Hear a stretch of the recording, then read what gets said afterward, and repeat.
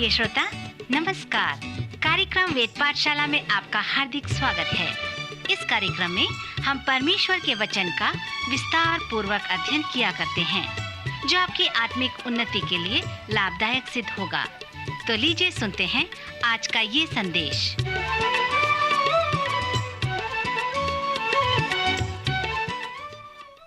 नमस्कार श्रोता मित्र, वेद पाठशाला की अगली कक्षा में आपका स्वागत है। श्रोता, पवित्र शास्त्र के इस सर्वेक्षण ने हमें नए नियम की 5वीं पुस्तक अर्थात प्रेरितों के काम तक ले आया है। इस पुस्तक में हम एक ऐसे व्यक्ति से मिलते हैं जिसने नए नियम के आधे पुस्तकों को लिखा है। उसका वृतांत हमें इसके 9वें अध्याय में मिलता है। सो वही शाऊल जो प्रभु के चेलों को मारने, धमकाने व घात करने के लिए महायाजकों के पास गया ताकि इस कार्य के लिए वे उसे अनुमति दें। उसने दमिश्क की आराधनालय के नाम पर इस अभिप्राय की चिट्ठियां मांगी कि क्या पुरुष क्या स्त्री जिन्हें वह इस पंथ पर आए उन्हें बांधकर यरूशलेम में ले आए। सो जब वह चलते चलते जब दमिश्क के निकट पहुंचा तो एकाएक आकाश से उसके चारों ओर ज्योति चमकी और वह भूमि पर गिर पड़ा और यह शब्द सुना कि हे शाऊल, तू मुझे क्यों सताता है। उसने पूछा, हे प्रभु, तू कौन है? उसने कहा, मैं यीशु हूँ जिसे तू सताता है। परंतु अब उठकर नगर में जा और जो तुझे करना है वह तुझसे कहा जाएगा।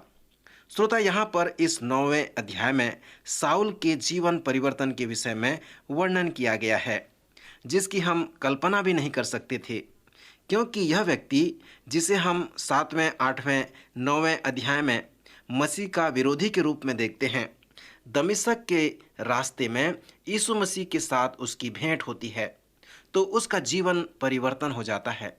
इस पुस्तक के अनेक स्थानों में पौलुस ने हमसे अपने अनुभव के विषय में कहा है। एक स्थान में एक बड़ी भीड़ जो 21 और 22 अध्याय में पाया जाता है उसे घेर लेते हैं और उसकी हत्या करना चाहते हैं। सिपाही वहां पहुंच जाते हैं, उसे उठाकर बंदीगृह में डाल देते हैं। वहां पर उसे ये अवसर मिला कि लोगों को उसने बड़े ही सामर्थ्य के साथ प्रचार किया। उसके संदेश का जो केंद्र था कि मेरे पास अनुभव है कि मैं सीरिया के मार्ग पर था, मैं मसीह के चेलों से जलन रखता था, उनकी हत्या करना चाहता था। दमिश्क के मार्ग में इस आशय से गया था कि कुछ लोगों को पकड़ लूं और बंदी बना दूं, और एकाएक ज्योति चमकी और मैं भूमि पर गिर पड़ा और यह शब्द सुना कि हे शाऊल, तू मुझे क्यों सताता है। पौलुस ने उस अनुभव के विषय में बताया जब वह सरकार के सामर्थ्य से बंधा हुआ था, राजा के समक्ष बंधा हुआ था। सो उसने सुनने वाले कोई भी हों, इससे पौलुस को कोई मतलब नहीं था। वह हमेशा कहा करता था कि मेरे पास एक महान अनुभव है। दमिश्क के मार्ग में उसके जीवन के साथ जो महान अनुभव हुआ है उसका वह स्वयं वर्णन नहीं कर सकता है। श्रोता, 9वें अध्याय में कुछ बातें हैं जिन पर हम ध्यान करेंगे। सर्वप्रथम एक आवाज आता है और उसके नाम से वो पुकारता है और वह इस प्रकार था कि हे शाऊल, तू मुझे क्यों सताता है। आपको जैसे मैंने बताया था कि इस पुस्तक का जो अच्छा शीर्षक है वह है जी उठे हुए प्रभु यीशु मसीह के कार्य। वो कुछ जो कलीसिया में वो हो रहा है वो वास्तविक रूप से इसलिए हो रहा है क्योंकि जीवित प्रभु यीशु मसीह कलीसिया द्वारा कार्य कर रहा है। पौलुस कलीसिया को सता रहा है, उजाड़ रहा है। सो कलीसिया जो मसीह का है, मसीह उससे कहता है कि हे शाऊल, तू मुझे क्यों सताता है। जब तू चर्च को सताता है तो तू मुझे सताता है। तब तरसुस का शाऊल उत्तर देकर कहता है, हे प्रभु, तू कौन है। उसे ये नहीं मालूम कि वह जिसके साथ बातें कर रहा है वह कौन है, फिर भी वह उसे प्रभु कहकर पुकारता है और कहता है कि हे प्रभु, तू कौन है। पौलुस प्रेरित के इस मन परिवर्तन पर विनम्रता के उस महान उदाहरण को हम देखते हैं। विनम्रता का शब्द पवित्र शास्त्र में एक गलतफहमी शब्द है। विनम्रता का शब्द कमजोरी नहीं है, घोड़े में जब लगाम लगाया जाता है तो मनुष्य उसे जैसा चलाना चाहता है चलाता है, परंतु इसका मतलब ये नहीं कि घोड़े में लगाम है तो वह कमजोर है। वह कमजोर नहीं, वरन दीन है, वह विनम्र है। सो विनम्रता का यही अर्थ है। जब पुनर्जीवित प्रभु यीशु मसीह तरसुस के साउल से प्रश्न पूछते हैं कि क्यों मुझे तू सताता है, क्यों मेरी कलीसिया को उजाड़ रहा है, क्यों मेरे विश्वासियों को घात करने में लगा हुआ है, मारने की धुन में लगा हुआ है, रूपकात्मक रूप से बताया गया है कि पवित्र आत्मा अब साउल के जीवन में कार्य कर रहा था। जब स्तिफनुस को पथरवा करके मार दिया गया, तभी से पवित्र आत्मा साउल के जीवन में कार्य करना प्रारंभ कर दिया था। फिर हम देखते हैं कि वह अगले पद से ही लोगों के जीवन को उजाड़ रहा था, कलीसिया पर बड़ा उपद्रव कर रहा था। उसके जीवन में आत्मिकता नाम की कोई चीज नहीं थी। कभी कभी जब लोग इस प्रकार के होते हैं तब पवित्र आत्मा ऐसे ही लोगों के जीवन को बदल डालता है। यह स्पष्ट है कि पवित्र आत्मा स्तिफनुस की गवाही के द्वारा साउल के जीवन से बातें कर रहा था। इसलिए पुनर्जीवित प्रभु यीशु उससे पूछते हैं कि हे शाऊल, तू मुझे क्यों सताता है। जब साउल को प्रश्न पूछा जाता है तो वह विनम्र हो जाता है और कहता है, प्रभु तू क्या चाहता है कि मैं करूं। मित्र, यह एक सुंदर प्रश्न है। क्या आपने कभी इस प्रकार का प्रश्न परमेश्वर से पूछा है? यह वो तरसुस का साउल है जिसने नए नियम के आधे भाग को परमेश्वर की प्रेरणा से लिखा है। जैसे मैंने कहा था कि प्रेरितों के काम नामक पुस्तक सुसमाचार व पत्रियों का संयोजन है। सुसमाचार के बाद यदि ये प्रेरितों के काम नामक पुस्तक नहीं होता तो यदि हम रोमियो, कुरिन्थियों, गलतियों और इफिसियों की पत्री में आते तो उलझन में पड़ जाते। आप आश्चर्य करते हैं कि पौलुस कौन है और किसे पत्रियां ये लिख रहा है। यहाँ पर हम उसके कड़ी को देखते हैं और हम पौलुस के जीवन परिवर्तन को देखते हैं। जब पौलुस रोमियो और गलतियों को पत्र लिखता है तो वह उन सब से बढ़कर इस बात को पाते हुए लिखता है कि परमेश्वर ने मसीह यीशु के द्वारा उद्धार के कार्य को हमारे लिए पूरा किया है। वह पूर्ण रूप से बताता है कि विश्वास के द्वारा परमेश्वर की अनुग्रह कैसे हमारा उद्धार हुआ है। उसने बताया है कि यह हमारे कार्यों के द्वारा नहीं, परंतु यह परमेश्वर का दान है। उसने कहा है कि जब हम अपने अपराधों के कारण मरे हुए थे तो उसने हमें मसीह के साथ जिलाया और मसीह यीशु में उसके साथ उठाया और स्वर्गीय स्थानों में उसके साथ बैठाया है। दूसरों की अपेक्षा वह अधिक हमें मसीह के विषय में बताता है, क्योंकि जब वह मसीह से मिला तब विषय ये नहीं था कि इसमें मेरे लिए क्या है, तू मेरे लिए क्या करेगा या मुझे क्या लाभ होगा, परंतु जो विषय था कि प्रभु तू क्या चाहता है कि मैं तेरे लिए करूं। श्रोता, जब हमने अय्यूब की पुस्तक का सर्वेक्षण किया था तब मैंने व्यवहारिक मसीहियों के विषय में बताया था। कुछ ऐसे व्यवहारिक मसीह हैं जो परमेश्वर को सही रूप से नहीं जानते, परंतु वे उसके लिए क्रियाशील रहते हैं। जिस प्रकार अन्य लोग करते हैं वे भी उसी प्रकार करते हैं, अर्थात जब उन्हें परमेश्वर की आवश्यकता पड़ती है वे परमेश्वर को पुकारते हैं। अय्यूब की तरह क्या आप प्रश्न पूछते हैं क्योंकि आप परमेश्वर पर विश्वास रखते हैं, उसके पीछे चलते हैं, तो क्या मैं और आप उसके हाथ से पाने की आशा रखते हैं? अय्यूब अपने दुख को अनुभव करने के बाद उसके मित्रों ने उससे कहा कि तू गलत प्रश्न पूछ रहा है, तुम्हें इस प्रकार अनुभव नहीं करनी चाहिए कि परमेश्वर इस संकट के समय में भी कैसे तेरी महिमा कर सकता हूँ। इस परिस्थिति में भी, इस समस्या में भी, इस आवश्यकता की घड़ी में भी मैं कैसे तेरी महिमा कर सकता हूँ। पौलुस प्रेरित ने हमें बताया है कि कुछ लोग हैं जो क्यों मसीह होते हैं। वे इसलिए मसीह होते हैं क्योंकि मसीह ने उनके पापों को क्षमा कर दिया है, उनके अपराध की समस्या को दूर कर दिया है और वे इसलिए उसे पूर्ण रूप से ग्रहण किए हैं। और शायद आपको चंगाई की आवश्यकता है और उसने आपको चंगा किया है। आप उस चंगा करने वाले यीशु से भेंट किए हैं और इसलिए आप उसे अपना प्रभु स्वीकार कर लेते हैं। इसके विषय में कोई नहीं जान सकता, केवल आप और आपका प्रभु ही जान सकता है। जब आप मसीह के पास आते हैं और उद्धार का अनुभव करते हैं, तो यह सत्य है कि वह आपके पाप के अपराध को दूर कर देगा। वह आपको अपना उद्धार देगा, और यदि यह उसकी इच्छा में है तो मसीह आपकी सहायता करेगा। वह आपके सभी भावात्मक समस्या को दूर करेगा। सो जब आप मसीह में आते हैं तो इसमें अनेक प्रकार की बातें हैं। अन्य लोगों की अपेक्षा पौलुस नए नियम में इससे संबंधित अनेक बातों को वह हमें बताता है। परंतु पौलुस के साथ जब मसीह की भेंट हुई तो प्रारंभ में ही उसने कहा कि प्रभु, तू क्या चाहता है कि मैं करूं? अब मैं तेरे पीछे चलना चाहता हूं, परंतु ये मेरे गंदे हाथों के द्वारा तू क्या करना चाहता है? अब यह तेरा है, ये जीवन अब तेरा है। अब ये मेरे काम का नहीं है, परंतु प्रभु तू अब मुझे बता दे कि मेरे द्वारा अब तू क्या करना चाहता है। सो जैसे ही पौलुस के जीवन में कार्य हुआ, जैसे ही उसका जीवन परिवर्तन हुआ, जैसे ही उसे उद्धार का अनुभव मिला, यही उसका विचार था। दमिश्क के मार्ग में जब तरसुस के साउल का जीवन परिवर्तन हुआ तो वह पूर्ण रूप से बदल गया। उसका कार्य भी बदल गया। पौलुस का जो इब्रानी नाम शाऊल था, जिसका अर्थ था सामर्थी व्यक्ति या महान व्यक्ति, परंतु जब उसका मन परिवर्तन हुआ तब उसने अपना नाम साउल से पाउल कर दिया। पौलुस का अर्थ है छोटा व्यक्ति या कुछ भी नहीं, शून्य के बराबर।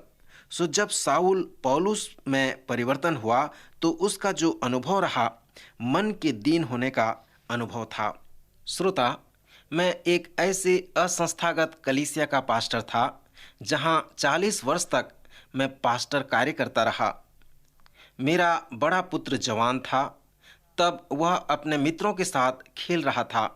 मैं अपने घर में अध्ययन कर रहा था और खिड़की खुली हुई थी। एक खिलाड़ी ने मेरे पुत्र से कहा, मेरे माँ ने ये प्रश्न तुमसे पूछने को कहा है कि यदि बैप्टिस्ट है और बैप्टिस्ट चर्च में जाते हैं तो इसका मतलब आप बैप्टिस्ट हैं।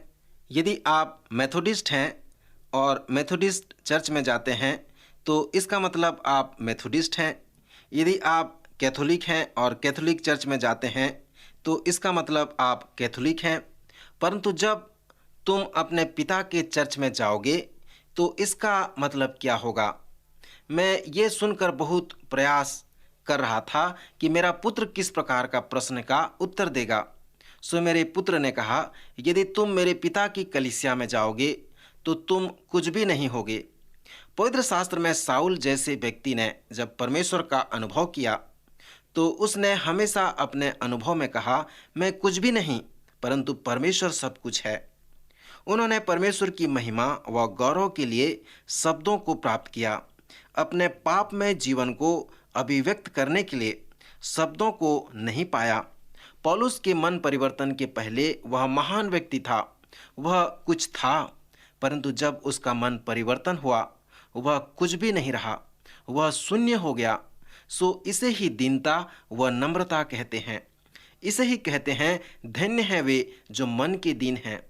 यह एक प्रकार के मन फिराने का फल है। आप देखें कि साउल एक समय घमंड से भरा हुआ व्यक्ति था, परंतु जब उसका जीवन परिवर्तन हो गया वह नम्र व्यक्ति बन गया।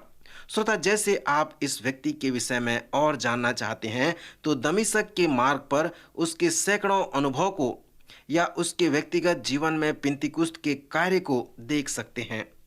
प्रेरितों के कार्य नामक पुस्तक के सर्वेक्षण में हम पिंतीकुस्त के नमूने पर ध्यान कर रहे हैं। उनमें से एक है व्यक्तिगत पिंतीकुस्त। प्रेरितों के कार्य के दूसरे अध्याय में पिंतीकुस्त विषय में वर्णन किया गया है। सो उस दिन साउल की तरह अनेक लोगों ने उस व्यक्तिगत पिंतीकुस्त का अनुभव किया था। मेरे लिए उसका जो शुभ समाचार है वह इस प्रकार है कि आज भी आपके पास व्यक्तिगत पेंतिकुस्त हो सकता है।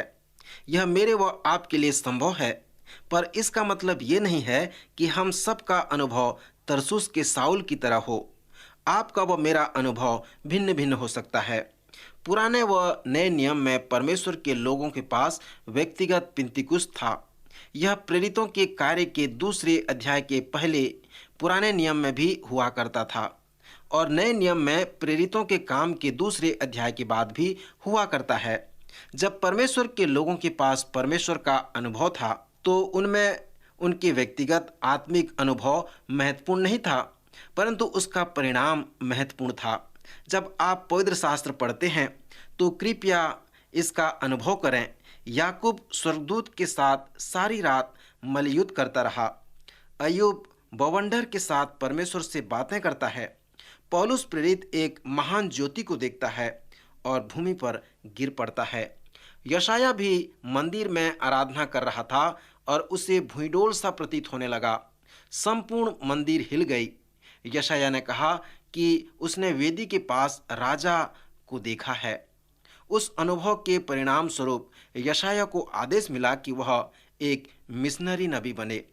श्रोता, जैसे आप इन अनुभवों को देखते हैं तो प्रथम बात निष्कर्ष में इस प्रकार है कि पवित्र शास्त्र अनुभव के विषय में शिक्षा नहीं देता, परंतु आपके जीवन का अनुभव ही उसका परिणाम है। यीशु ने कहा, परमेश्वर आत्मा है और अवश्य है कि उसके भजन करने वाले आत्मा व सच्चाई से उसकी भजन करें। सो यही है आत्मपरख और उसका अनुभव। मेरा व्यक्तिगत पिंतीकुस्त सन 1961 में हुआ। वह मेरे जीवन का एक आत्मिक रेखा है। हम सब के जीवन में एक आत्मिक रेखा होता है। सो मेरे जीवन को आत्मिक रेखा 1961 में हुआ और वही मेरा व्यक्तिगत पिंतीकुस्त था। उस समय मेरे कुछ अच्छे मित्र, कुछ वृद्ध लोग और कुछ आत्मिक लोगों ने मेरा परामर्श किया। मुझे स्मरण है, एक भक्त ने मुझसे कहा कि तुम हर समय अपने व्यक्तिगत अनुभव के विषय में बातें न करो। यदि तुम ऐसा कहते रहोगे तो लोग तुम्हारे अनुभव का अनुकरण करेंगे और वे पाप में गिरकर असफल हो जाएंगे।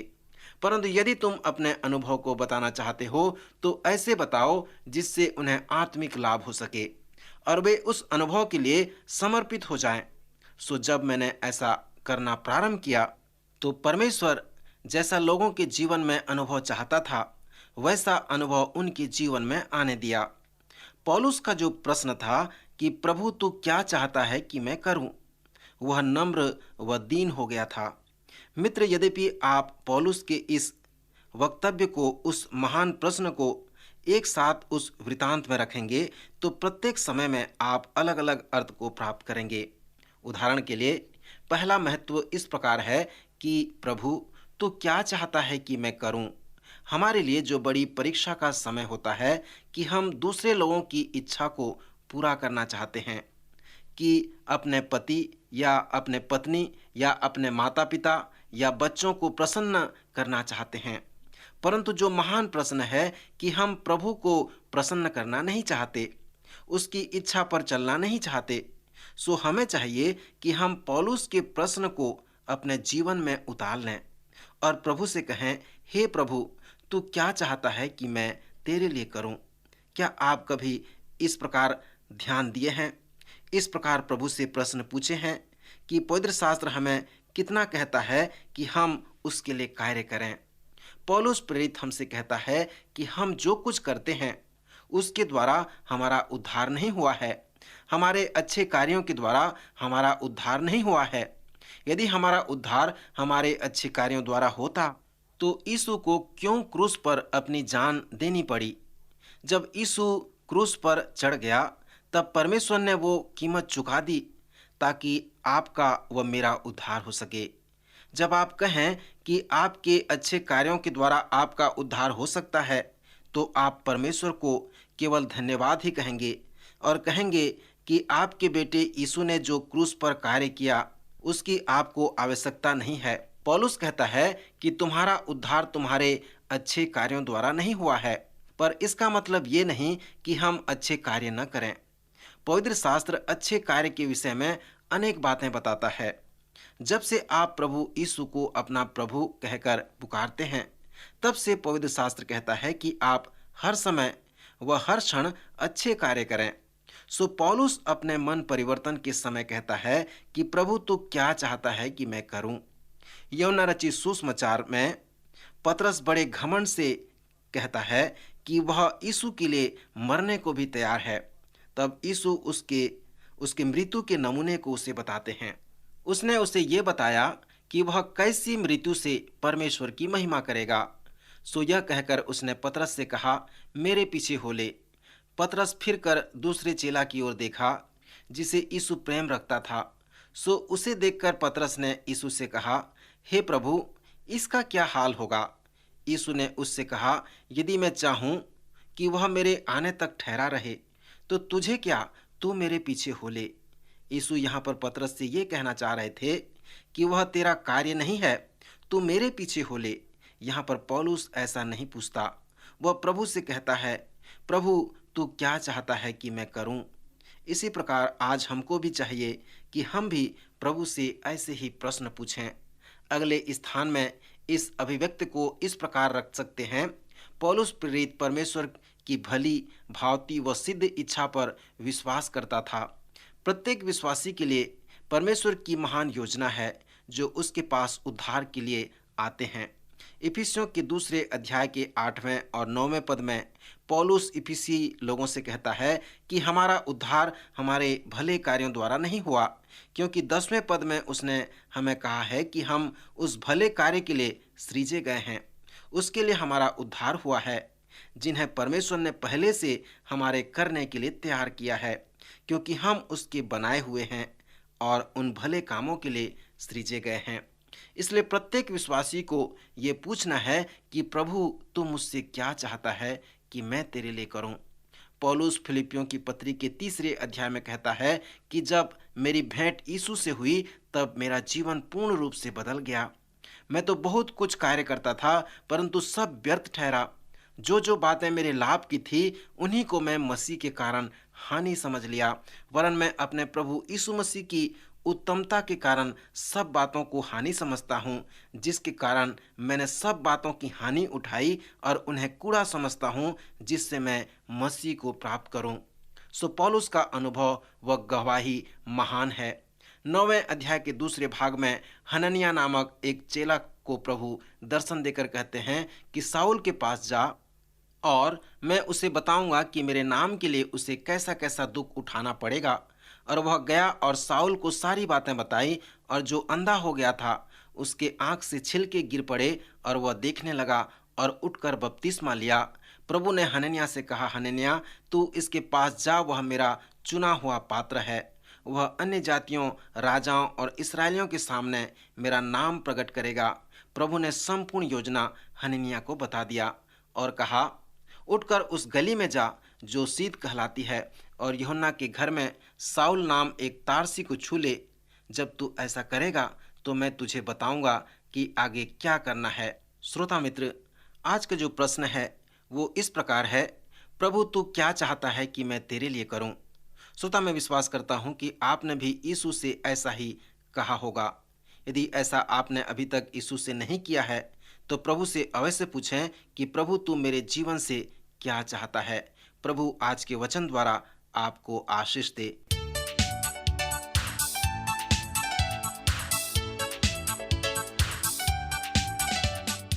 आज का कार्यक्रम सुनने के लिए हम आपको धन्यवाद देते हैं। श्रोताओ, आत्मिक विषय से संबंधित कोई सवाल आपके मन में है तो आप अपने सवालों का जवाब इस पते पर प्राप्त कर सकते हैं। हमारा पता है कार्यक्रम Ved Pathshala, radio Vishwavani, post box number 317 Lucknow 226001 Uttar Pradesh. पता एक बार फिर सुन लीजिए, कार्यक्रम Ved Pathshala, radio Vishwavani, post box number 317 Lucknow 226001 Uttar Pradesh. और हाँ श्रोता, आप हमसे ईमेल के द्वारा भी संपर्क कर सकते हैं। हमारी ईमेल आईडी है hindiembassy@radio.vv.org, hindiembassy@radio.vv.org।